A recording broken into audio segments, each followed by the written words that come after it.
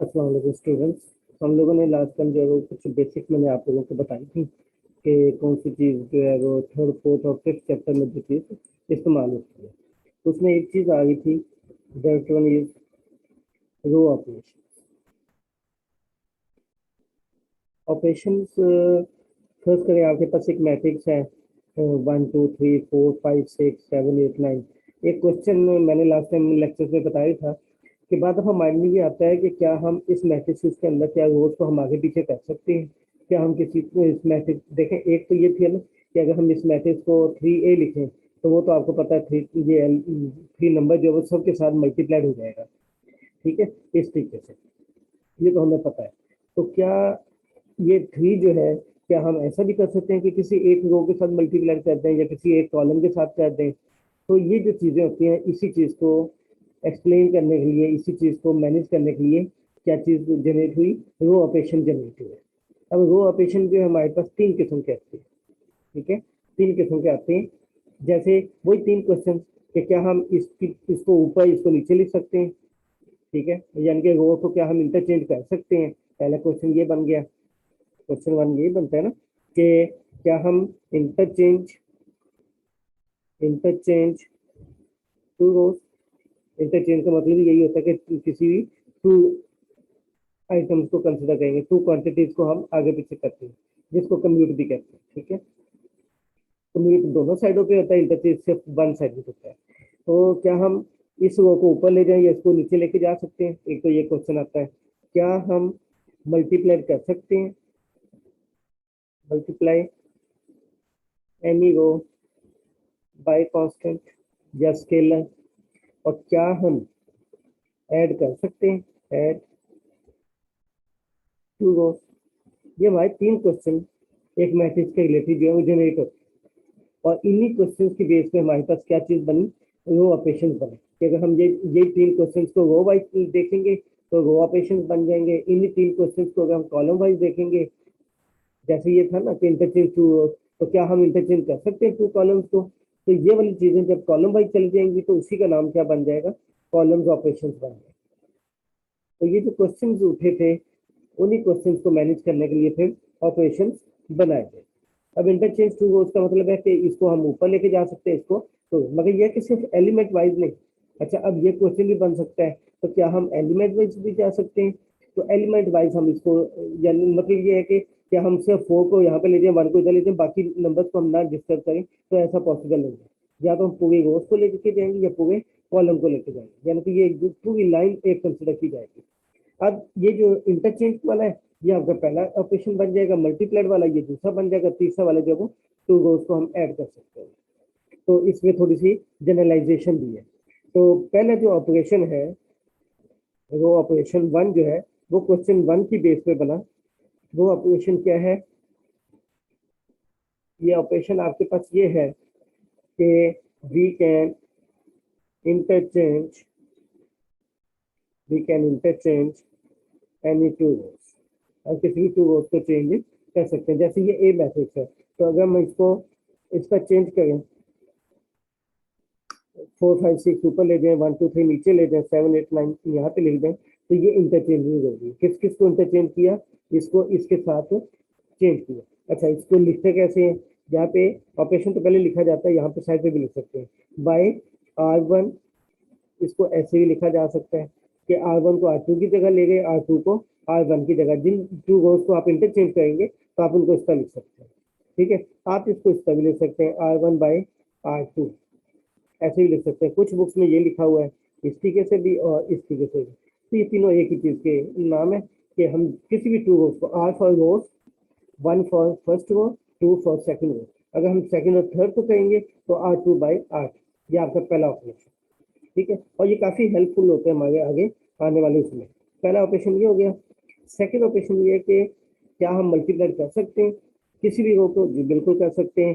तो दूसरा ऑपरेशन ये बनता है, we can multiply we can multiply any row by a scale, या स्केलर या कांस्टेंट। किसी भी स्केलर से या कांस्टेंट से हम क्या कर सकते हैं, मल्टीप्लाई कर सकते हैं। मगर याद रखिएगा, एट अ टाइम हम 2 को नहीं कर सकते। एक ऑपरेशन एट अ टाइम एक टाइम ही होता है। ठीक है, एक वक्त में सिर्फ एक ऑपरेशन किया जाता है, चाहे ये वाला कर लें, चाहे ये सेकंड वाला कर लें, चाहे थर्ड वाला। अब इसमें क्या है जी, हमारे पास ये इक्वेशन 1 वाला जो है वो असली मैट्रिक्स है। मैं क्या करता हूँ, इसको मल्टीप्लाई करता हूँ, पूरे मैट्रिक्स को नहीं, पूरे मैट्रिक्स को कहेंगे वो तो हर एक एलिमेंट के साथ मल्टीप्लाई हो जाएगा। तो हम रो ऑपरेशन पढ़ेंगे कि क्या हम रोज को मल्टीप्लाई कर सकते हैं कि नहीं कर सकते। तो हम इसको इस तरह लिख सकते हैं, बाय 3r2। 3r2 का क्या मतलब है कि सेकंड रो को 3 से मल्टीप्लाई करें, बाकी रोज के एज इट इज रहेगी। मैं इसमें नहीं कह रहा, मैं जो असल मैट्रिक्स है मैं उसके साथ ही इसको समझा रहा हूँ। तो इसको ऐसे लिखते हैं कि ये जो ए है ये आपका क्या बन जाएगा फिर, 1 2 3 12 15 18 7 18। क्योंकि देखिए हमारे पास पहले ये था, हमने क्या लिखा, R2 को 3 से मल्टीप्लाई किया, बाकी आपके एज इट इज है। तो ये बाकी आपके एज इट इज, ठीक है, सिर्फ इसको मल्टीप्लाई किया। R2 को 3 से मल्टीप्लाई कर दें, R2 को 3 को उससे कर दें, ये आपके पास तीसरा ऑपरेशन क्या था, क्या हम रोज को ऐड भी कर सकते हैं, बिल्कुल कर सकते हैं। और ये खाली रोज को नहीं कह सकते, हम ये भी कह सकते हैं, इसकी जो जनरलाइजेशन है कि we can add multiple rows, we can add two multiple rows, हम टू मल्टीपल रोज को ऐड कर सकते हैं। थर्ड रो को ये हम यूज नहीं कर सकते एट अ टाइम। तो क्या कहते हैं कि हम किसी भी टू मल्टीपल रोज को ऐड कर सकते हैं। तो टू मल्टीपल रोज के अंदर ही टू रोज की भी एडिशन आ जाती है, और मल्टीपल वो रोज होती हैं जिनको पहले से किसी नंबर से मल्टीप्लाई कर दिया जाए। जैसे देखें, R2 को 3 से मल्टीप्लाई किए तो ये मल्टीपल रो बन गई, यानी कि ये वाली जो रो है this one is the multiple. तो किसी भी टू मल्टीपल रोज को भी हम ऐड कर सकते हैं। अब देखिए मैं इक्वेशन 1 भी कर दूँ। अब मैं ये करता हूँ कि ये 4 है, मैं इसको 0 बनाता हूँ। तो 0 बनाने के लिए क्या करना पड़ेगा मुझे, ये आपके पास सेकंड रो है, इसके अंदर चेंज करके आनी है। इसके अंदर मैं क्या करता हूँ, इसको -4 से मल्टीप्लाई करता हूँ, इसमें ऐड करता हूँ। ठीक है, अब देख, चलो मैं पहले एक और सिंपल पहले बता देता हूँ कि सपोज करते हैं कि R2 प्लस R1 कर, R2 प्लस R1, यानी कि R2 के अंदर मैंने R1 को क्या किया, ऐड कर दिया। ठीक है, अब इसमें चेंज जो होगी, याद रखिएगा, चेंज जो हम कहेंगे जो पहले लिखा जाएगा उस रो के अंदर चेंज आएगी, R1 के अंदर चेंज नहीं आएगी। यानी कि R2 आपने पहले लिखा तो इसमें चेंज आएगी, तो बाकी एज इट इज रहेंगे। 1 2 3 भी एज इट इज रहेगा, 7 8 9 भी एज इट इज रहेगा। और जब आप इसको इसके साथ ऐड करेंगे, 4 + 1 5 + 2 7, तो ये आ जाएगा 6 7 और 9 आएगा, यानी कि 4 + 1 5 5 + 2 7 6 + 3 9। तो जो आप वो पहले लिखोगे, मैंने कौन सी वो पहले लिखी, R2 लिखी, तो R2 जब मैंने पहले लिखी है तो इसी के अंदर चेंज आएगी। तो पहली वो एज इट इज, लास्ट वो भी एज इट इज, सिर्फ उसी के अंदर चेंज आएगी जिसको आप पहले लिखे। अगर मैं R1 प्लस R2 कर दूंगा तो ये जो आपके पास 6 7 9 है, ये इस पोजीशन पे आ जाएगा, ये आपका उसी तरीके से 4 5 6 जो वो एज इट इज, ये आपके पास। अच्छा, अब मल्टीपल रोज की ये सिंपल, यानी कि टू रोज को भी हम ऐड कर सकते हैं। वो असल में मल्टीपल इसलिए बन गई कि आप इसको 1 से मल्टीप्लाई कर दें, इसको 1 से मल्टीप्लाई कर दें, तो ये मल्टीपल रोज ही बन जाती है। ठीक है, तो किसी भी रो को किसी नंबर से मल्टीप्लाई कर दें तो वो मल्टीपल रो बन जाती है। अच्छा, अब दूसरी एग्जांपल की अगर हम इस 1 के अलावा किसी नंबर से मल्टीप्लाई करते हैं वो भी कर सकते हैं। जैसे देखिए, अगर ये 4 है, मैं इसको 0 बनाना चाहता हूँ, तो मैं क्या करता हूँ, इस पूरी रो को -4 से मल्टीप्लाई करता हूँ तो इसके अंदर ऐड कर देता हूँ। तो जब ये -4 से मल्टीप्लाई होगा तो -4 हो जाएगा, इसमें ऐड होगा तो क्या हो जाएगा, 0। तो ऑपरेशन में क्या कर रहा हूँ कि R2 प्लस -4 R1 को किससे मल्टीप्लाई किया, -4 से, और उसके अंदर क्या कर दिया, ऐड कर दिया। अच्छा, बाद जगहों पे इस चीज को ऐसे लिखा हुआ है, R2 -4 R1। ठीक है, शॉर्टकट के तौर पे तो आप ये यूज कर सकते हो, मगर पहले भी मैं बता चुका हूँ हमारे पास सिर्फ 2 ही ऑपरेशन होते हैं, एक प्लस का और एक मल्टीप्लिकेशन का। माइनस का और डिवीजन का जो ये इसके इन्वर्सिस है, ठीक है, हम इसको यूज नहीं करते। तो इस वाली चीज को असल इस तरीके से हम लिखते हैं, जो असल लिखने का तरीका वो ये, ठीक है, वो अपनी सिंपलिसिटी के लिए ये शॉर्टकट के तौर पे हम इसको इस तरह यूज कर लेते हैं, but this one is a, ठीक है, ये सही नहीं है। असल चीज ये, क्योंकि यहाँ पे भी हमने ऑपरेशन के लिखे वी कैन ऐड मल्टीपल रो, हमने ये नहीं लिखा वी कैन सब्ट्रैक्ट। ठीक है, तो ये चीज, और इसी तरीके से जब आपके पास डिवाइड वाला हो R2/R1, तो भी ये ऐसा ऑपरेशन नहीं है, इसको हम ऐसे लिखते हैं R2 × 1/R1, इस तरीके से। ठीक है, जो भी है भाई, तो R2 के अंदर चेंज आएगी क्योंकि ये पहले लिखा गया, ठीक है, उसको असल में 1 से मल्टीप्लाई किया गया। R1 को किससे किया, -4 से। अब देखें, R1 को जब आप -4 से कहेंगे तो ये क्या बन जाएगा, -4 -8 और -12 बन जाएगा। और R2 आपके पास क्या है, 4, 5 और 6 है, तो दोनों को क्या किया ऐड, तो ये क्या बन गया 0, ये -3, ये क्या आ गया माइनस। ठीक है, या आप जुबानी कर लें, या आप पहले क्या करें, R1 को -4 से मल्टीप्लाई करें, उसके बाद R2 के अंदर ऐड कर दें। तो ये मैंने रफ साइड पे मैंने -4 से मल्टीप्लाई किया, उसके बाद उसको ऐड कर दिया, तो हमारे पास जो नई रिजल्ट आया वो 0 -3 -3। और ये कहाँ लिखना है, जो आप वो पहले लिखोगे उसके अंदर। तो ये आपके पास जो बन जाता है, ये 1 2 3 ऐसी चीज आ गया। ठीक है, और जो नई वो बनी है 0 -3 6, ये आपकी सेकंड रो बन गई, और जो आपकी थर्ड रो आपके पास 7 8 9 ऐसे। तो ये मल्टीपल रो, यानी कि ये हुई नहीं कि आप 1 से मल्टीप्लाई करें, आपको किसी और से भी नंबर से भी मल्टीप्लाई करके आप ऐड कर सकते हैं। और फिर आखिरी बात वही चीज कि जितने भी आप ऑपरेशन यूज करते हैं वो एट अ टाइम एक दफा एक स्टेप में एक ऑपरेशन यूज करेंगे, इकट्ठे 2 3 ऑपरेशन यूज नहीं करेंगे। और अगर हम कर भी लेते हैं तो वो इनफैक्ट हमारा शॉर्टकट होता है, तो जो बेसिक रूल्स होते हैं वो उसके अगेंस्ट। ठीक है, अच्छा नेक्स्ट हमारा जो इसके रिलेटेड बात थी वो ये थी कि यही ऑपरेशन हम कॉलम्स में भी यूज कर सकते हैं।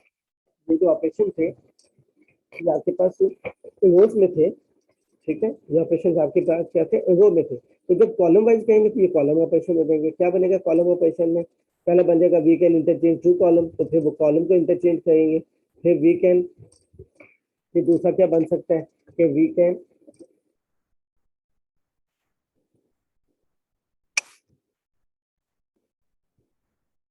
फिर दूसरा क्या बन सकता है कि we can multiply any column by a number, बिल्कुल ठीक है। फिर we can add two multiple column.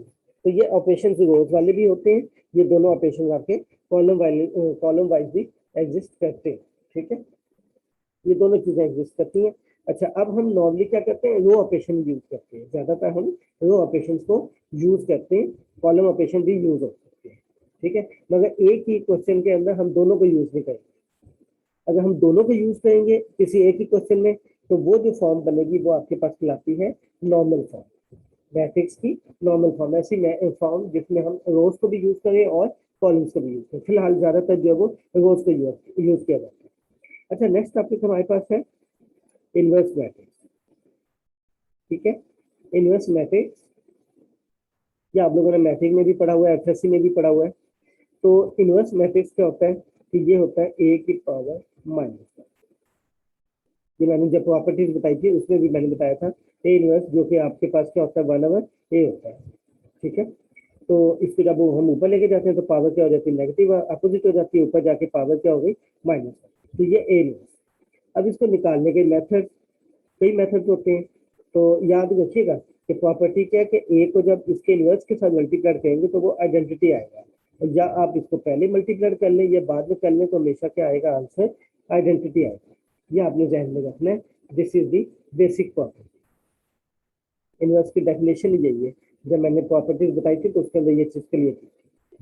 अच्छा, अब इनवर्स निकालने के पहले मेथड जो है वो एडजॉइंट मेथड यूज किया जाता है, जो आप पहले भी पढ़ चुके हैं कि ए इनवर्स जो होता है वो इक्वल होता है किसके, adjoint of A divided by determinant of A. यानी कि ए का डिटर्मिनेंट निकाल लें, ए का एडजॉइंट निकाल लें। और एडजॉइंट किसके इक्वल होता है, एडजॉइंट ऑफ ए कि कोई भी मैट्रिक्स है, फर्स्ट करें मैं मैट्रिक्स ले लेता हूँ 1 2 3 4 5 6 7 8 9, ये मेरे पास एक मैट्रिक्स है। तो इसका जो एडजॉइंट होगा वो क्या होता है, कोफैक्टर मैट्रिक्स का, कोफैक्टर मैट्रिक्स का ट्रांसपोज लेते हैं, कोफैक्टर मैट्रिक्स का ट्रांसपोज लेते हैं, तो वो आपके पास क्या बन जाता है, एडजॉइंट बन जाता है। अब कोफैक्टर मैट्रिक्स क्या होता है, कोफैक्टर मैट्रिक्स की जो असल डेफिनेशन है, मैट्रिक्स के अंदर तो एलिमेंट्स होते हैं ना, तो पहले कोफैक्टर एलिमेंट, कोफैक्टर एलिमेंट क्या होगा, इसकी डेफिनेशन ये -1 की power I plus J into M of I J, M is minor, M क्या चीज है, माइनर है।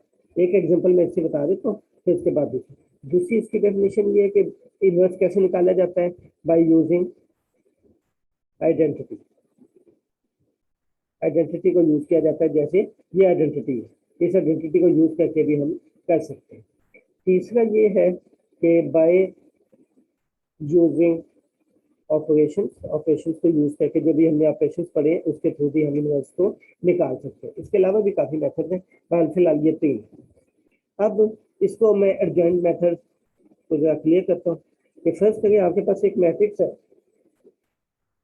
वो करते हैं कि आपके पास एक मैट्रिक्स है A इज इक्वल टू 1 0 3 2 4 1 1 3 0। ये आपके पास एक मैट्रिक्स है, इसका हम इनवर्स निकालने लगे। तो पहला मेथड क्या है, एडजॉइंट मेथड। एडजॉइंट मेथड में आपको डिटरमिनेंट भी निकालना है और एडजॉइंट ए भी निकालना है। एडजॉइंट ए आपके पास क्या कोफैक्टर मैट्रिक्स है, फिर उसके बाद कोफैक्टर एलिमेंट। ठीक है, अब जगह देखिएगा।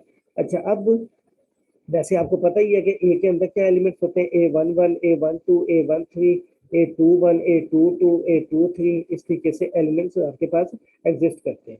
तो ये जो 1 है ये A11 के अगेंस्ट आ रहा है, तो इसके जो कोफैक्टर एलिमेंट होता है हम उसको इन्हीं की बेस पे लिखते हैं। ये स्मॉल है, उसकी जगह कैपिटल कर दे, तो कैपिटल A11 जब लिखेंगे तो इसका मतलब ये होगा कि ये कोफैक्टर एलिमेंट है। ठीक है, और किस पोजीशन वाले एलिमेंट का, 1 1 वाली पोजीशन। 1 1 कौन सी है, ये 1। तो इस जगह पे जो भी एलिमेंट होगा, जैसे ये 1 है तो इसका कोफैक्टर का ये नोटेशन है। A11 mean cofactor element. ठीक है, 1 आई, ये आई जो है वो 1 है, यानी कि वो 1 है, और कॉलम कौन सा है, 1। तो बस ये जो आई है जे है, ये इनकी पोजीशन है। आई 1 है और जे आपके पास क्या है, 1। अब देखें कैसे निकलेगा, फॉर्मूले में पुट करते हैं। -1 की पावर क्या हो गया, 1 + 1, आई की जगह 1 और जे की जगह 1, ये 1 आई ये जे। साथ क्या आएगा, माइनस ऑफ 1 1, एम ऑफ 1 1। अब एम ऑफ 1 1 का क्या मतलब है, -1 की पावर क्या हो गई 2, माइनस ऑफ 1 1 का मतलब है कि जिस जगह पे ये एलिमेंट आ गए, ठीक है, जिस जगह पे ये एलिमेंट आ गए उस एलिमेंट में पूरी रो में देखें, कोई जो पूरी रो आती है उसको निकाल दें, और ये एलिमेंट जिस कॉलम में आता है उसको निकाल दें। जो बाकी बचेगा डिटर्मिनेंट वो आपके पास माइनर है। अब देखिए हम इसका माइनर निकालेंगे ना, तो जब 1 का माइनर निकालेंगे तो ये पहली रो में मौजूद है और पहले कॉलम में मौजूद है ये एलिमेंट। तो पहली रो को निकाल दे, पहले कॉलम को निकाल दे, जो बाकी बचेगा 4 1 3 0 डिटर्मिनेंट के साथ, ये माइनर ऑफ 1 1 है। This is minor of 1 1। अब बाकी आपका डिटर्मिनेंट है, डिटर्मिनेंट जैसे ओपन होता है तो 0 4 0 -3 आ जाएगा, -1 की पावर इवन है तो ये आपके पास माइनस। तो ये भी याद रखिए कि -1 की पावर इवन हो तो 1 आता है, -1 की पावर अगर ऑड हो तो वो -1 आता है। बाकी ये डिटर्मिनेंट ओपन करने का आप लोगों को तरीका पता है। फिर अब देखें, अगर अब अगली 0 का इसका कोफैक्टर निकालते हैं। ये 1 2 आ गया, ठीक है, तो ये 1 2 का मतलब है -1 की पावर 1 + 2 माइनस ऑफ 1 2, -1 की पावर 3 माइनस ऑफ 1 2 का क्या मतलब है, तो ये 0 जिस रो में आ रहा है उसको निकाल दें, जिस कॉलम में आ रहा है उसको छोड़ दें। ये छोड़ दिया, ये छोड़ दिया, बाकी क्या बचा 2 1 1 0। तो आप इसको सॉल्व कर लें तो ये आएगा माइनस, यहाँ से भी -1 आएगा, यहाँ से भी -1 आएगा, तो ये 1। इस तरीके से आपने सारे एलिमेंट, जितने भी एलिमेंट्स हैं 1 2 3 4 5 6 7 8 9, 9 के 9 एलिमेंट्स का आपने क्या करना है, कोफैक्टर एलिमेंट्स निकालने, वो फिर उनकी जगह पुट कर देंगे। जो कोफैक्टर मैट्रिक्स बनेगा,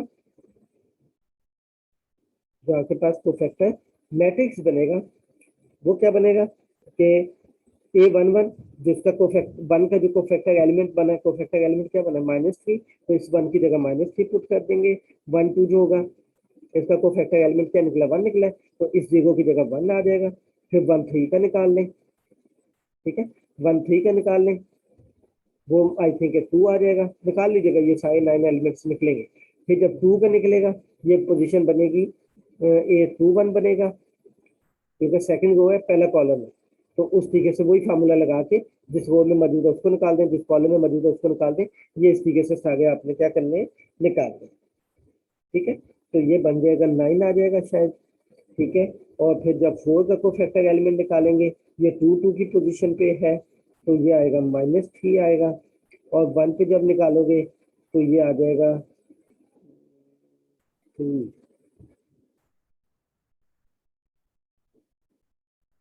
-3 शायद आए। तो इस तरीके से ये आपके पास कोफैक्टर मैट्रिक्स बनेगा। फिर आपने क्या करना है, इसका ट्रांसपोज लेना है। तो जो एडजॉइंट बनेगा, एडजॉइंट ऑफ ए, वो इसका ट्रांसपोज लेना है। ट्रांसपोज का क्या मतलब है कि ये जो पहली रो है, पहली रो ये आपका पहला कॉलम बन जाएगा, जो सेकंड रो है ये आपका सेकंड कॉलम बन जाएगा और इस तरीके से ये थर्ड जो है वो थर्ड कॉलम। फिर आपने क्या करना है, ये फार्मूला इसमें पुट करना है। तो डिटर्मिनेंट ऑफ ए नीचे है, तो इसको हम इसका भी लिख सकते हैं, 1 of determinant of A into adjoint of A. ये इस तरीके से लिखा जाता है कि ये डिवाइड बन गया। तो मैंने आपको बताया था डिवाइड तो हमारे पास कोई वो चीज़ नहीं होती मैथमेटिक्स में, जो डिवीजन होती है that one is the inverse of multiplication. तो हम इसको मल्टीप्लिकेशन फॉर्म में लिखते हैं, तो ये 1 over determinant of A into adjoint of A R. अब डिटर्मिनेंट ऑफ ए वो भी आपको निकालना आना चाहिए। कैसे निकालते हैं, ये आपके पास अगर डिटर्मिनेंट ऑफ ए इसका आपने हम किसका निकाल गए थे, इनवर्स हम इसका निकालते हैं, इसका डिटर्मिनेंट देखते हैं। इसका डिटर्मिनेंट कैसे निकालते हैं कि पहले ये 1 ले लेते हैं, फिर इस कॉलम को छोड़ के बाकी जो डिटर्मिनेंट बनता है 4 1 3 0, फिर माइनस सेकंड एलिमेंट लेते हैं और जिसमें वो मौजूद होता है वो इस तरीके से, और फिर प्लस 3 और फिर 2 4 1। इस डिटर्मिनेंट को ओपन कर लेते हैं, ये -3 आ जाएगा, ये तो टोटली 0 हो जाएगा, तो +3 और 2 आ जाएगा, तो ये डिटर्मिनेंट ऑफ ए जो है वो 3 आ जाएगा। बस बाकी वैल्यूज आप पुट कर दें, तो ए इनवर्स किसके इक्वल आएगा, 1/3 डिटर्मिनेंट ऑफ ए और साथ adjoint of A. Adjoint A क्या था, वो फैक्टर का ट्रांसपोज था, तो ये साथ आ जाएगा -3 9। यहाँ पे जो भी ये जो मैं डैशेज लगा रहा हूँ, इसका मतलब यहाँ पे भी आप काम करेंगे, यहाँ पे नंबर्स आए। तो अब ये 1/3 इससे क्या हो गया, मल्टीप्लाइड हो गए, तो जब मल्टीप्लाइड होगा तो -3 इंटू 1/3 हो जाएगा, 9 इंटू 1/3 हो जाएगा। इस तरीके से सबको आप मल्टीप्लाइड करते हैं, तो यहाँ से जो रिजल्ट आएगा, ठीक है, -1 और यहाँ पे 3, ये सारे जो एलिमेंट आएंगे ये इसका क्या बनेंगे, ए इनवर्स। तो ये वही टेक्निक है जो आप लोग मैट्रिक और एफएससी में भी पढ़ते हैं। अच्छा, दूसरी टेक्निक थी यूजिंग आइडेंटिटी और यूजिंग ऑपरेशन, वो जरा देख लें।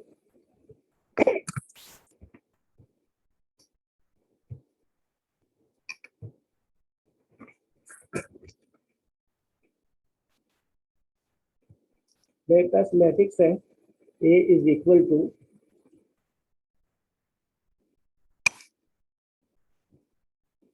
मेरे पास जो मैट्रिक्स है जिसका हमने इनवर्स निकालना है वो है 1 0 3 2 4 1 1 3 और 0। ये मेरे पास एक मैट्रिक्स है जिसका हमने क्या करना है, इनवर्स निकालना है।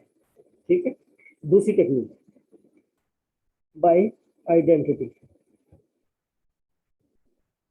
आइडेंटिटी हमारे पास क्या है, A into A inverse is equal to I. हम इसको यूज करते हैं।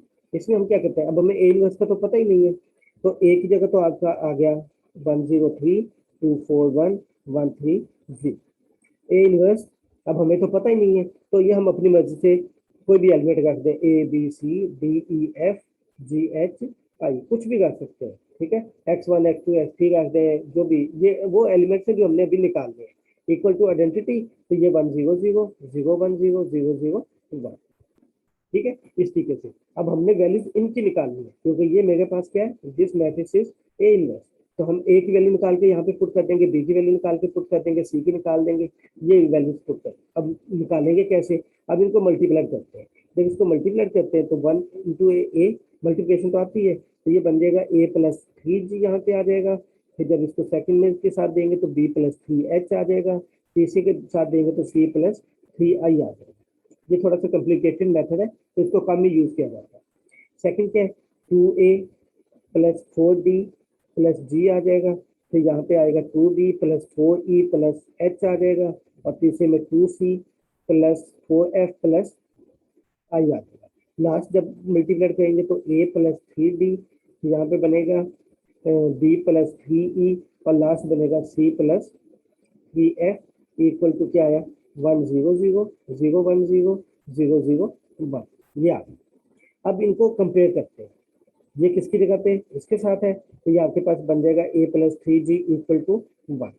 a + 3g यहाँ पे किसके इक्वेट करेंगे ना, इक्वल है, इक्वेट करेंगे, तो इसकी जगह 1 आ गया। तो b + 3h है, इसकी जगह पे इसके साथ में 0 है, c + 3i इक्वल टू 0 है। तो इस तरीके से आपके पास 1 2 3 सबको जब करेंगे तो ये 9 इक्वेशंस बनेंगे। ठीक है, ये 9 इक्वेशंस बनेंगी, इनको आपस में सॉल्व करेंगे। जब सॉल्व करेंगे तो फिर आपके पास ए बी सी डी सबकी वैल्यूज निकल आएंगी, वो यहाँ पे पुट कर देंगे, तो ये आपके पास क्या हो जाएगा, ए इनवर्स है। तीसरा जो मेथड है इनवर्स निकालने का, वो था बाय ऑपरेशंस, ऑपरेशंस को यूज करना। ठीक है, हम क्या करते हैं बाई ऑपरेशंस को यूज करते हैं। इसका तरीका ये होता है कि हम ऑपरेशन, जो 3 ऑपरेशन हमने पढ़े, हमने उसी को यूज करते हैं। हम यहाँ पे लिखते हैं ए, यहाँ पे हम क्या लिख देते हैं आई, और यहाँ पे हम लिख देते हैं ऑपरेशन। जो हम ऑपरेशन करते हैं वो यहाँ पे, ठीक है। अच्छा, अब ए की जगह क्या आ गया, 103 241 130, और इसके कॉरेस्पॉन्डिंग आपने क्या बनाना है, आई बनाना है, 100 010 001। अब आपने करना ये है, ऑपरेशंस को यूज करना है, और इस वाले मैट्रिक्स को आपने आई बना देना। आई रिपीट, या ऑपरेशन में जब हम यूज करेंगे तो इसको आपने आई बना देना है, ठीक है। और यहाँ पे जो चेंज आएगी ये आपका ए इनवर्स बन जाएगा ऑपरेशन को यूज कर। और जब हम आई बनाते हैं तो इसका मतलब है कि हमने इसको किस फॉर्म में कन्वर्ट करना है, इस फॉर्म में कन्वर्ट करना है, 0 1 0 1 0 0 और 0 0 1 की फॉर्म, यानी कि इस वाले मैट्रिक्स को हमने इस फॉर्म में कन्वर्ट करना है। ये वाला जो लिखा हुआ है वही चीज है, तो इसको हमने इस फॉर्म में कन्वर्ट करना है। तो कन्वर्ट करने का तरीका ये होता है कि हम इसको हमेशा ऑपरेशन लगा के पहले पहला कॉलम बनाते हैं, फिर हम दूसरा कॉलम बनाते हैं, और फिर हम तीसरा कॉलम बनाते हैं। आई रिपीट, ऑपरेशंस करके हम इसमें पहले पहला कॉलम बनाते हैं, फिर दूसरा कॉलम बनाते हैं, फिर तीसरा कॉलम बनाते हैं। और कॉलम बनाने के अंदर भी जो आपको नंबर्स नजर आ रहे हैं, पहले हम ये बनाते हैं, पहले ये 1 बनाएंगे, फिर ऑपरेशंस की मदद से नीचे 0 बनाएंगे, फिर दूसरा 1 बनाएंगे सेकंड कॉलम में, ऊपर और नीचे 0 बनाएंगे, फिर तीसरा कॉलम में जो 1 है उसको बनाएंगे, ऊपर 0 बनाएंगे, ठीक है। तो असल डेफिनेशन तो 1 के साथ नहीं डाल, इसमें हम 1 के साथ वो करते हैं। अच्छा, अब जो बनाते हैं जी, अब देखें इसके पहली जगह पे मुझे क्या चाहिए, पहला कॉलम बनाना, तो 1 चाहिए, वो हमारे पास पहले से 1 आ गया। अगर 1 ना आता, फर्स्ट कहीं यहाँ पे 4 आ जाता है, तो हम क्या करते हैं, 1/4 से और 1 को क्या करते हैं, मल्टीप्लाई करते हैं। तो ये हमारे पास ऑपरेशन है, फिलहाल 1 है, तो ये तो हमारे पास एज इट इज है। अब नीचे क्या बनाना है, 0 बनाना है। तो 0 बनाने के लिए क्या ऑपरेशन करना पड़ेगा, ये 2 है, इसको हमने 0 बनाना with the help of this. दोबारा सुन लें, हमने ये मैट्रिक्स में कन्वर्ट करना है। सबसे पहले हम पहला कॉलम बनाएंगे, फिर दूसरा कॉलम बनाएंगे, फिर तीसरा कॉलम। और जब पहला कॉलम बनाएंगे तो उसमें जो 1 है पहले ये बनाएंगे, फिर इसकी मदद से इसको भी 0 बनाएंगे और इसको भी 0। फिर हम दूसरे कॉलम में चले जाएंगे, शिफ्ट हो जाएंगे, फिर ये एलिमेंट लेके ऊपर और नीचे क्या कहेंगे, 0 बनाएंगे, इस तरीके से। तो इसकी मदद से बनाएंगे।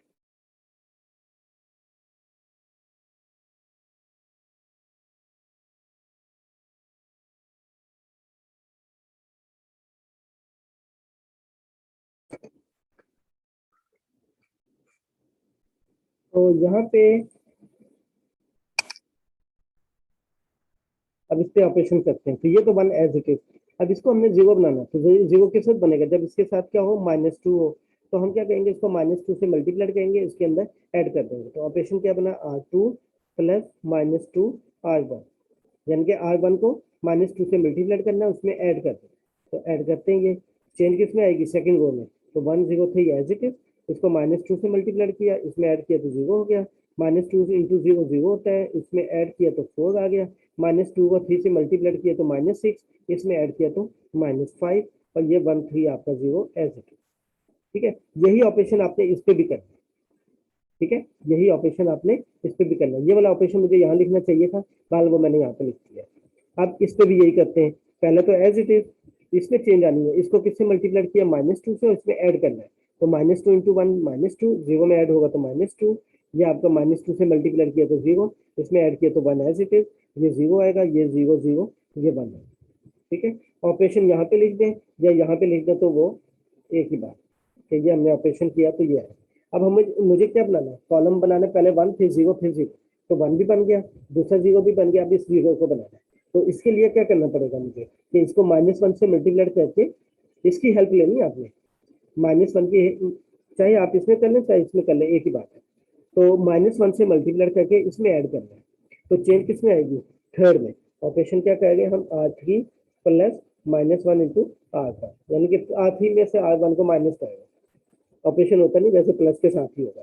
तो 103 as it is, 04 -5 as it is, ठीक है। अब इसमें से इसको माइनस करेंगे तो ये 0 हो गया, 3 - 0 3 आ गया, 0 - 3 -3 आ गया। यही ऑपरेशन आपको इस पे करना है। तो 100 as it is, -210 as it is, इसमें से इसको माइनस करना है, ठीक है ना। तो 0 - 1 -1, 0 - 0 0, और ये क्या आ जाएगा 1। तो ये आप देखें ये पहला कॉलम आपका बन चुका है। अब आपने क्या करना है, सेकंड कॉलम बनाना है। सेकंड कॉलम में पहले क्या बनाना है, वन बनाना है। तो यहाँ पे इस जगह पे आपने वन बनाना है। इसको वन कैसे बनाएंगे, इसको वन ऐसे बनाएंगे कि इस पूरे रो को, सेकंड रो को हम किससे मल्टीप्लाई करेंगे, 1/4 से। ठीक है, तो अब देखें 1/4 से करते हैं तो ये क्या बन जाएगा, अगले स्टेप में 1 बन जाएगा, ये -5/4 बन जाएगा। फिर हमने ऊपर और नीचे 0 बनाना है, तो ये तो वैसे ही 0 बन गया। अब इसको 0 बनाना है with the help of this one. तो क्या करेंगे, -3 से मल्टीप्लाई करेंगे, इसमें ऐड कर। ठीक है, तो इस तरीके से आपने इसको कंप्लीट करना है। और ये ऑपरेशन यहाँ पे मैं बुक में दिखा देता हूँ, बुक में एग्जाम्पल में हुआ हुआ है। तो ये देखें,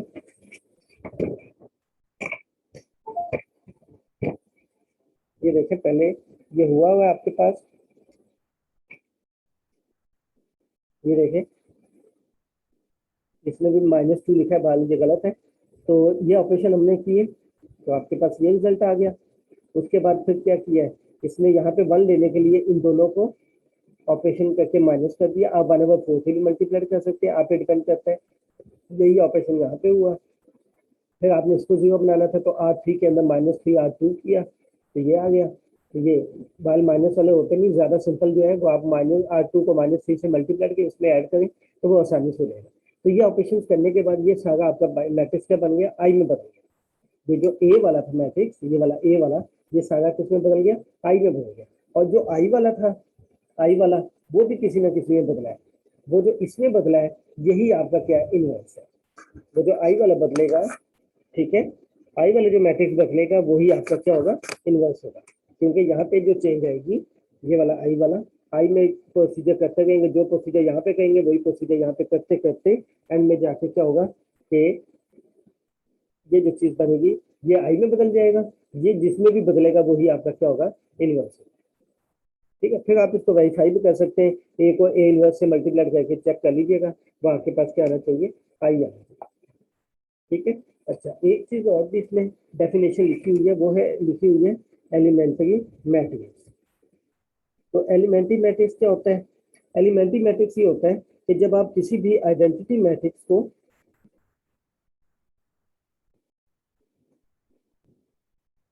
ऑपरेशन ऑन आइडेंटिटी मैट्रिक्स, जब आप किसी आइडेंटिटी मैट्रिक्स पे ऑपरेशन करते हैं तो वो आपका क्या कहलाता है, एलिमेंट्री मैट्रिक्स कहलाता है। ठीक है, क्या कहलाता है, एलिमेंट्री मैट्रिक्स। और इसको ई से पहली दफा कहेंगे तो E1 लगा दें, दूसरी दफा ऑपरेशन करेंगे तो E2 कर दें। जैसे देखें, अब ये था आई था, इसमें मैंने पहले ऑपरेशन किया तो ये जो रिजल्ट आया ये E1 बन गया।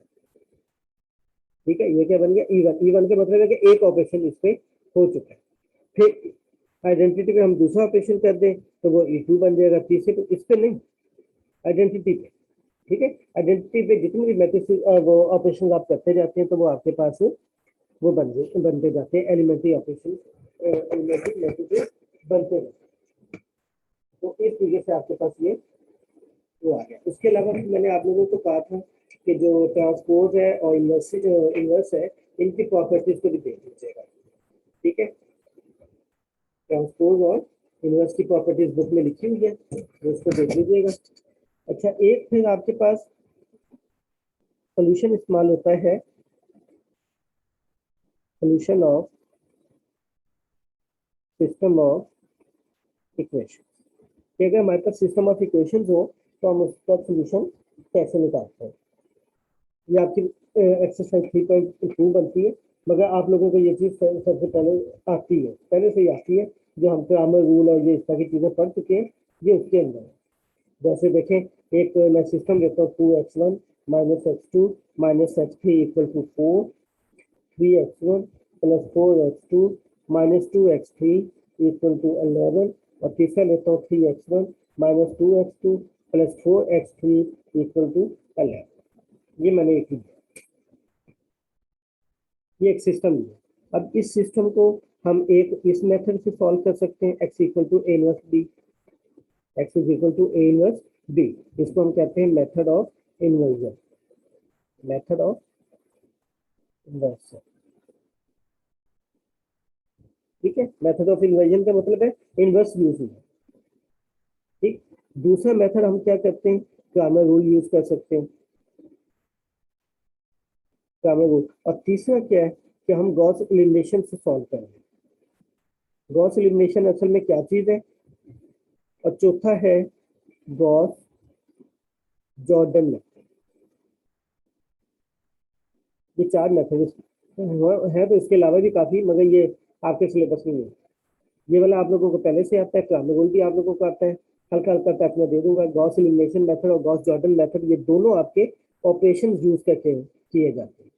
ये दोनों आपके ऑपरेशन से सॉल्व किए जाते हैं, ठीक है। और ऑपरेशन जब यूज करते हैं तो हम इसके अंदर इसको एचएलएन फॉर्म में कन्वर्ट करते हैं, मैट्रिक्स को एचएलएन फॉर्म में कन्वर्ट करते हैं, और इसके अंदर हम रिड्यूस एचएलएन फॉर्म में कन्वर्ट करते हैं। रिड्यूस एचएलएन फॉर्म में कन्वर्ट, एक में हम एचएलएन फॉर्म, एक में हम रिड्यूस एचएलएन फॉर्म, ये ऑपरेशन यूज करते हैं, ठीक है। अब इसको वन बाय वन देख लेते हैं। जब हम सॉल्व करते हैं, ठीक है, तो सबसे पहले तो हम इसको मैट्रिक्स फॉर्म देते हैं। इसकी मैट्रिक्स फॉर्म क्या बनती है, A X is equal to D. तमाम केसेस में मैट्रिक्स फॉर्म क्या लिखते हैं, A X equal to D, ठीक है। वेयर बताया जाता है कि ए आपके पास क्या है, 2 -1 -1 3 4 -2 3 -2 4, ये जो उसके कोफिशिएंट हैं ये उनका। और एक्स क्या चीज है, x1 x2 x3। और बी आपके पास क्या चीज है, जो राइट साइड वाला बनता है 4 11 और 11। ये आपके पास मैट्रिक्स फॉर्म है। बता दिया कि ए क्या चीज है, एक्स क्या चीज है और बी क्या चीज, ये आपके पास मैट्रिक्स है।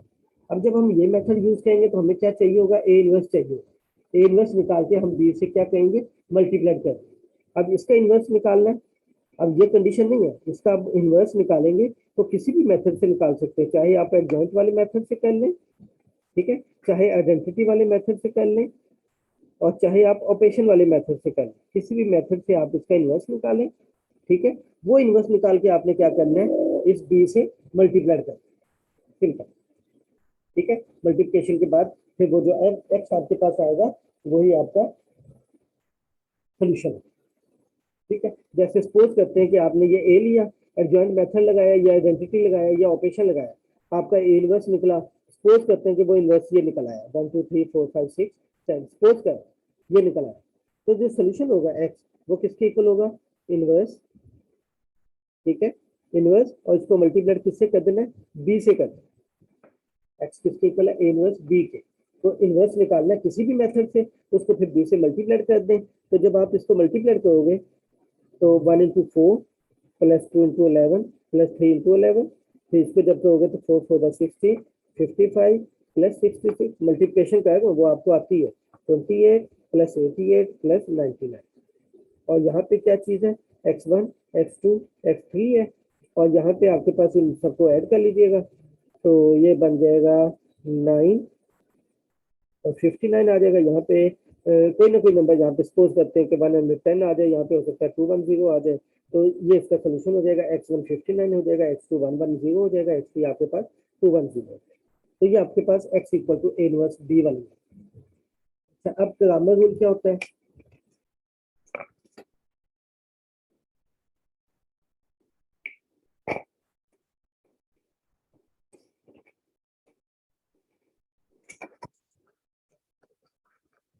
इसी पे आप ग्रामर रूल लगाते हैं। ग्रामर रूल क्या कहते हैं कि देखें इसकी तो मैट्रिक्स फॉर्म ये बन गई, इसकी मैट्रिक्स फॉर्म क्या बनी, A equal to this, X equal to this और बी इक्वल टू। जो ग्रामर रूल होता है, जो आपके पास ग्रामर रूल है, वो ये कहता है कि जो आपके पास अननाउन्स है, अननोन आपके पास कौन कौन से हैं, x1 x2 x3, तो ये कहता है कि x1 जो है वो इक्वल है determinant of a1 divided by determinant of a। इसको मेथड ऑफ डिटर्मिनेंट्स भी कहते हैं, method of determinant, this is also called method of determinant. इसमें क्या होता है कि determinant of a1 divided by determinant of a, जो दूसरा एलिमेंट है अननोन x2, वो किसके इक्वल होगा, determinant of a2 divided by determinant of a। और तीसरा जो होगा x3 equal to determinant of a3 divided by determinant of a। नीचे डिटर्मिनेंट ऑफ a ही रहेगा, नीचे डिटर्मिनेंट ऑफ a ही रहेगा आपका, क्लियर होगा। अच्छा, अब a1 क्या चीज है, a का तो आपको पता ही है, ये आपके पास क्या है, 2 -1 -1 ये लिखा हुआ है, ठीक है। 3 4 -2 3 -2 और 4, ये तो ए हो गया। जो A1 है या A2 है या A3 है, ये असल में क्या होता है, A1 का मतलब है कि फर्स्ट कॉलम में जो जिसका फर्स्ट कॉलम था इसमें बी वाला मैट्रिक्स डाल दिया। बी वाला क्या था, 4/11 ये इसमें डाल दिया, तो ये क्या बन गया, 4 11 11, ठीक है। बाकियों को एज इट, जो आपके पास A1 कैसे बना, ए वाले में पहले कॉलम की जगह पे आपने बी वाला मैट्रिक्स डाल दिया। तो A2 का मतलब क्या बना, फिर A2 का मतलब ये है कि आपने सेकंड कॉलम में, ए वाले में सेकंड कॉलम में बी वाले मैट्रिक्स डाल दिया, ठीक है।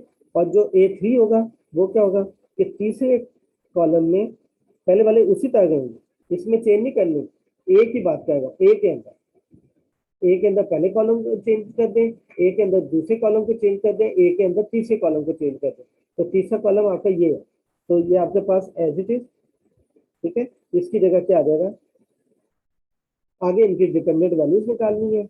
एक चीज नोट कीजिएगा कि डिटरमिनेंट ऑफ ए जो है वो जीरो नहीं होना चाहिए, क्योंकि डिटरमिनेंट ऑफ ए अगर जीरो आ जाए तो समथिंग अगर जीरो क्या होता है, इंफिनिटी होता है, उस केस में हम कहेंगे कि सोल्यूशन डज नॉट है। तो ये आपके पास ग्रामर रूल आपके पास सेकंड, इसके भी डिटरमिनेंट निकालेंगे, इसका भी डिटरमिनेंट निकालेंगे, इसका भी डिटरमिनेंट और इसका भी डिटरमिनेंट। डिटरमिनेंट वाली वैल्यूज की यहाँ पे पुट करेंगे तो x1 की वैल्यू निकल आएगी, यहाँ पे पुट करेंगे तो x2 की निकल आएगी, यहाँ पे पुट करेंगे तो x3 की निकल आएगी। तीसरा आपके पास है गॉस इलिमिनेशन, गॉस इलिमिनेशन। इसमें हम क्या करते हैं, इसमें हम एक बनाते हैं ऑगमेंटेड मैट्रिक्स। ऑगमेंटेड मैट्रिक्स वो होता है जब आप दो या दो से ज्यादा मैट्रिसेस को इकट्ठा कर, दो या दो से ज्यादा मैट्रिसेस को जब आप इकट्ठा कर लेते हैं तो वो ऑगमेंटेड मैट्रिक्स होता है। तो इसमें लिखने सॉल्व करने का तरीका क्या होता है, हम क्या करते हैं, पहले सिस्टम दिया जाता है, फिर हम लिखते हैं कि इसकी मैट्रिक्स फॉर्म ये है, A X equal to be, ए बता दिया, एक्स बता दिया और बी बता दिया। उसके बाद फिर हम क्या लिखते हैं, उसके बाद हम लिखते हैं ऑगमेंटेड, उसके बाद हम लिखते हैं augmented matrix is augmented matrix. और उसमें हम क्या करते हैं, ऑगमेंटेड में हम ये करते हैं कि ए को बी के साथ ज्वाइन करते हैं, ए को क्या करते हैं, बी के साथ ज्वाइन करते हैं, ये ज्वाइन करने का मेथड है। ऑगमेंटेड मैट्रिक्स मैंने बताया ना कि दो मैट्रिक्स को हमने क्या करना है, इकट्ठा करना है। तो ये लिखा हुआ है कि एक मैट्रिक्स है, उसमें ए को किसके साथ इकट्ठा किया गया, बी के साथ, ठीक है। अब दरमियान में लाइन लगानी है ताकि हमें पता लगे कि बी कौन से है और ए कौन सा है, ठीक है। अब ए देखें, इसको ज्वाइन कैसे किया, ए आपके पास क्या है, 2, ये है ना ए पड़ा हुआ है, 2 -1 -1 3 4 -2 3 -2 4, दरमियान में लाइन लगा दी ए के बाद और इसके साथ बी को ज्वाइन कर दिया, ठीक है। और अगर आपको पता हो कि बी कौन सा है, आखिरी वाला कॉलम है, कंफर्म पता है, तो फिर आप बेशक लाइन ना भी लगाए तो कोई फर्क नहीं पड़ता। ये आपने रखना है कि ये साइड पे है, इसको हमने नहीं देखना, ठीक है। हमने जो भी डिस्कशन करनी है वो हमने इस राइट वाले के साथ करना। अब गॉस इलिमिनेशन और गॉस जॉर्डन में फर्क क्या है वो जरा देखिए, गॉस जॉर्डन। अब देखिए मैंने आपको अभी थोड़ी देर पहले एक चीज बताई थी, जब हमने इन्वर्सेस निकाले थे, ये वाला देखिए, इन्वर्सेस निकाले थे, असल डेफिनेशन कुछ और है, मगर मैं आपको सिंपली जो तरीका है वो बता, एक ए है एक आई है, हमने क्या किया था, ए को आई में बदला था, ऑपरेशन लगा, ठीक है। तो अब देखें ऑपरेशन लगा के हमने पहला कॉलम ये बनाते, फिर जब दूसरा कॉलम बना था तो यहाँ पे 1 आया था, तो नीचे नंबर था, इसको भी 0 बनाया। जब आप इसको इस फॉर्म में कन्वर्ट करते हैं, यानी कि पहले 1 बनाना है, नीचे 0 बनाना, ये 1 बनाया, ऊपर भी 0 और नीचे भी 0, और ये 1 बनाया, ऊपर 0। अगर तो आपने ये वाली फॉर्म बनाई तो ये जॉर्डन फॉर्म के लाए। जॉर्डन फॉर्म का क्या मतलब है कि जो आपके पास 1 बनेगा, असल नहीं है, जैसे वो है जो सिंपलिसिटी के लिए मैं बता रहा हूँ, असल तो डेफिनेशन कुछ और है। जब आप ये 1 बनाते हैं पहला कॉलम, तो उसके नीचे क्या करते हैं, 0, ठीक है। दूसरा कॉलम बनाते हैं तो नीचे भी 0 बनाते हैं, ऊपर भी 0। अगर आप ऊपर 0 ना बनाए ऊपर जो मर्जी है, हमें उससे कोई वो नहीं।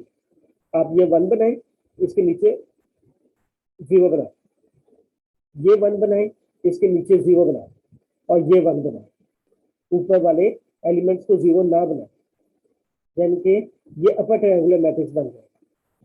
ठीक है, अपर ट्रायंगुलर मैट्रिक्स। तो जो गॉस एचलिन फॉर्म है,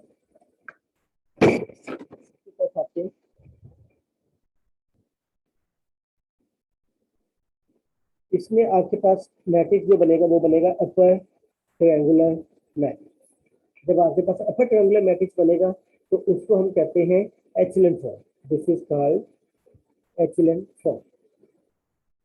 जब आपके पास अपर ट्रायंगुलर मैट्रिक्स बनेगा, यानी कि जो हमने 1 बनाने हैं उसके ऊपर हमने 0 नहीं बनाए, नीचे 0 बनाए, तो उसको हम कहते हैं अपर ट्रायंगुलर मैट्रिक्स या एचलिन। और जब हम ऊपर और नीचे दोनों जगह पे 0 बना दें तो वो कहलाती है रिड्यूस एचलिन। तो हम क्या कहते हैं, रिड्यूस एचलिन। ठीक है, वैसे एचलिन फॉर्म जो होती है वो, अब वो सुनिए, एचलिन फॉर्म जो असल डेफिनेशन है, ये तो वो है जो हमने टेक्निक सिंप्लिसिटी के लिए आप जैसे स्टूडेंट्स को बताने के लिए हमने की है। जो असल डेफिनेशन है वो ये है कि पहली रो में पहला एलिमेंट कोई ना कोई होना चाहिए, उसके नीचे 0 होना चाहिए। दूसरी रो में दूसरा एलिमेंट कोई ना कोई होना चाहिए, उसके नीचे 0 होना चाहिए। तीसरी एलिमेंट में तीसरा एलिमेंट नॉन 0 होना चाहिए, उसके नीचे 0 होना चाहिए। इस तरीके से जो है ये डेफिनेशन है एचलिन। और अगर सेकंड रो में सेकंड नहीं है तो इससे अगला वाला नॉन 0 होना चाहिए। ठीक है, तो बहल वो एक लंबी डिटेल हो जाएगी। तो अब इसको ऑपरेशन वाले मेथड से जरा देखें कि कैसे हमने इसको गॉस एलिमिनेशन से किया। ये एचलिन फॉर्म, इसको हम ऐसे भी लिख सकते हैं ए बी, और इसको हम ऐसे भी लिख सकते हैं, ए के साथ बी को क्या किया, कंबाइन किया।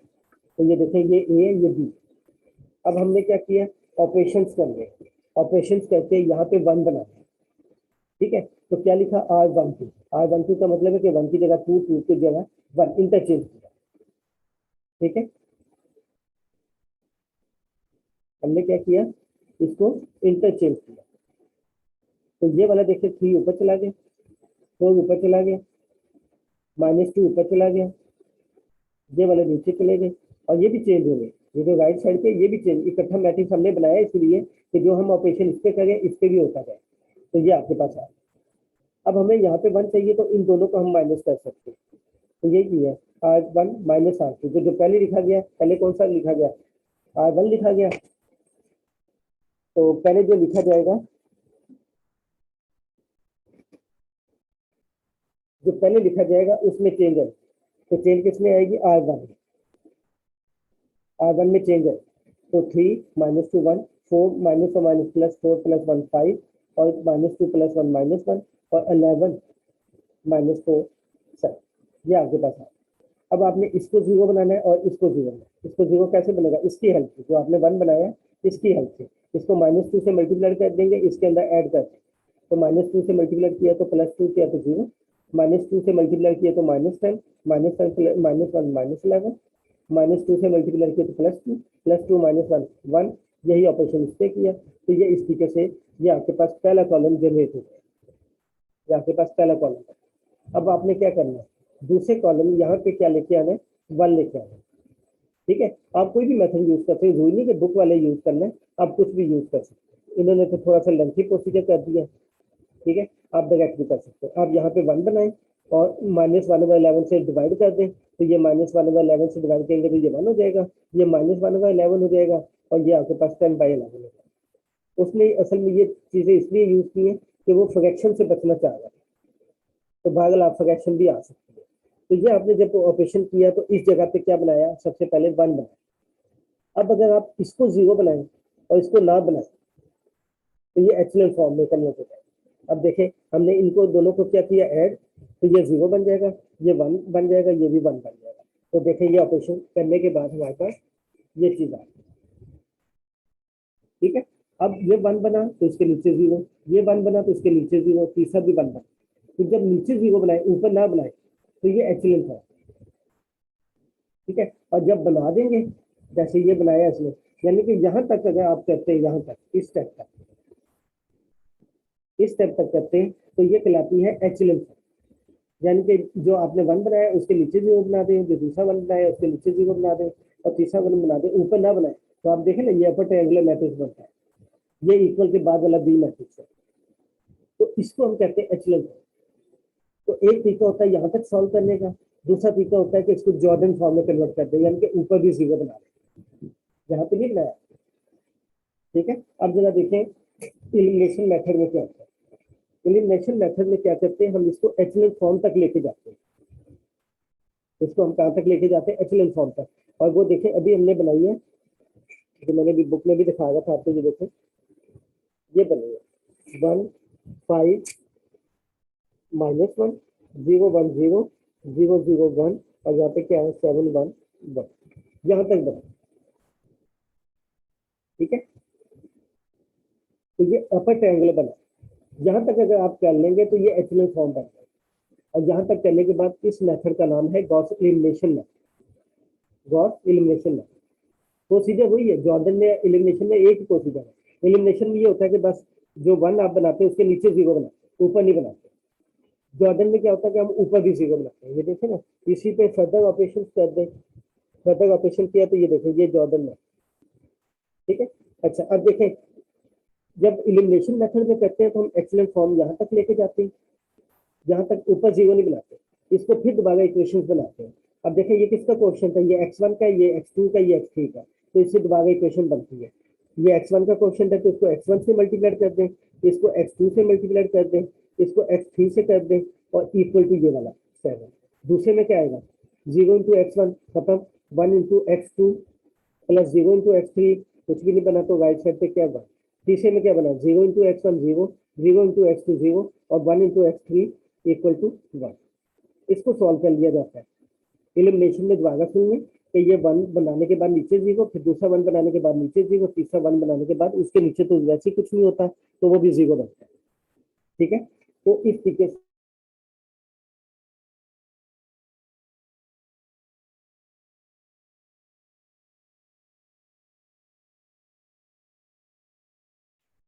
तो अब यहाँ पे देखें तो यहाँ से हमने इक्वेशन बना ली, उसके ऊपर वाले जीरो नहीं बनाना, नीचे वाले जीरो बना के उसको इक्वेशन बना लेनी, इसको फिर हमने सॉल्व कर लेना है। तो x1 x2 x3 की वैल्यूज निकल।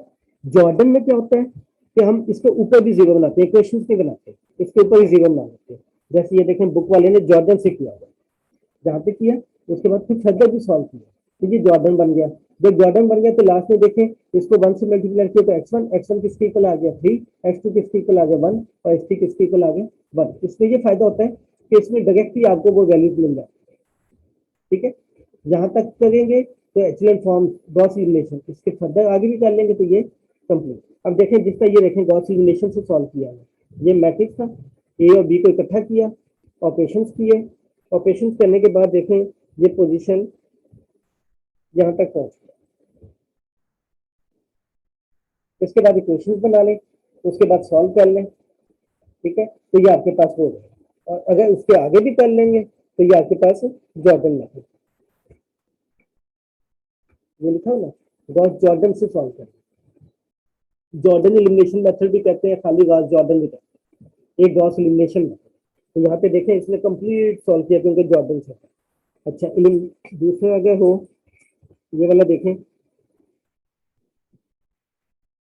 ये वाला देखें, ये सिस्टम था, इसको सॉल्व करना है एलिमिनेशन से, बाय गॉसियन एलिमिनेशन मेथड, या गॉस एलिमिनेशन भी कह सकते हैं। ए और बी किया, ऑपरेशन लगाए, ये देखें ऑपरेशन करने के बाद ऊपर ही जीरो बनाया, नीचे नीचे जीरो बनाया। तो 1 into x1 plus 5 into x2 plus 2 x3 equal to 9। तो दूसरी क्वेश्चन बनी, फिर तीसरी बनाई, इनको अब सॉल्व कर लेना। x3 की 1 वैल्यू निकली है वो यहाँ पे पुट करते हैं, x2 की निकल आएगी वो यहाँ पे पुट कर देते हैं, ये एलिमिनेशन। ठीक है, और आखिरी चीज जब हम सिस्टम को पढ़ लेते हैं तो फिर उसके बाद हम इसको एप्लीकेशन के पॉइंट ऑफ व्यू से भी देखते हैं। एप्लीकेशन में फिर हम इसको अप्लाइड करते हैं कि ये इस्तेमाल कहाँ कहाँ पे, इस्तेमाल तो खैर काफी जगह पे होता है। तो जैसे एक ये बुक में एग्जांपल भी हुई है, ठीक है, कि एक मर्चेंट के पास 3 टाइप्स की वो पड़ी हुई है,